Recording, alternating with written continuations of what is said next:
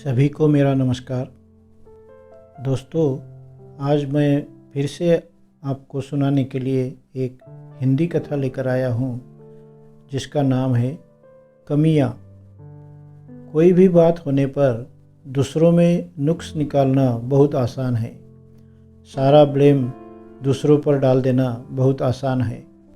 मुश्किल तो बस खुद का परिवर्तन करना है, खुद को बदलना है।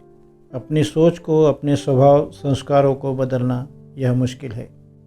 आचार्य चाणक्य एक महान विद्वान थे जिनमें मनुष्यों के स्वभाव को पहचानने की ज़बरदस्त शक्ति थी।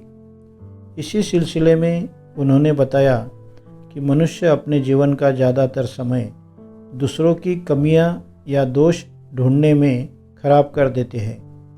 ऐसा करने की वजह से मनुष्य अपने अंदर कोई सुधार नहीं कर पाता। चाणक्य नीति के अनुसार जो लोग दूसरों के दोष ढूंढने का काम करते हैं उन्हें अपने अंदर कोई कमी नहीं दिखाई देती। यही वजह है कि उनके अंदर जो सुधार होने चाहिए वह नहीं हो पाते हैं। ऐसा करने वाले लोगों की प्रवृत्ति ऐसी ही बन जाती है कि वे सिर्फ दूसरों की कमियां निकालते हैं। एक समय के बाद ऐसे लोगों से सभी लोग दूरियां बनाने लगते हैं। एक पत्नी ने रोजाना की खटर पटर से परेशान होकर अपने पति से आग्रह किया कि वह उसकी 6 कमियां बताए जिन्हें सुधारने से वह बेहतर पत्नी बन जाए। पति यह सुनकर हैरान रह गया और असमंजस की स्थिति में पड़ गया।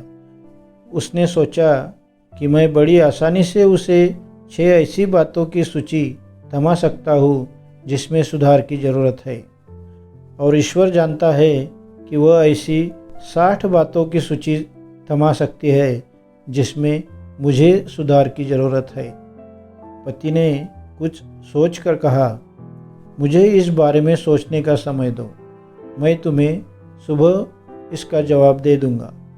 अगली सुबह उस औरत का पति जल्दी ऑफिस चला गया और फूल वाले को फ़ोन करके उसने अपनी पत्नी के लिए 6 गुलाबों का तोहफा भिजवाने के लिए कहा, जिसके साथ यह चिट्ठी लगी हो जिसमें लिखा है, मुझे तुम्हारी 6 कमियां नहीं मालूम जिसमें सुधार की ज़रूरत है।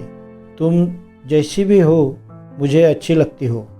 उस शाम पति जब ऑफिस से लौटा तो देखा कि उसकी पत्नी दरवाजे पर खड़ी उसका इंतज़ार कर रही थी।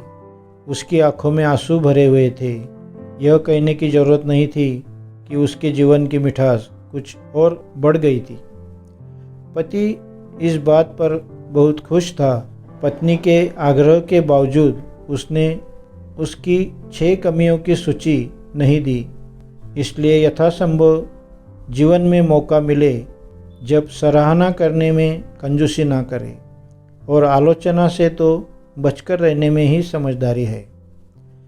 जिंदगी का यह हुनर भी आजमाना चाहिए। जंग अगर अपनों से हो तो हार जाना चाहिए। पसीना उम्र भर का उसकी गोद में सूख जाएगा।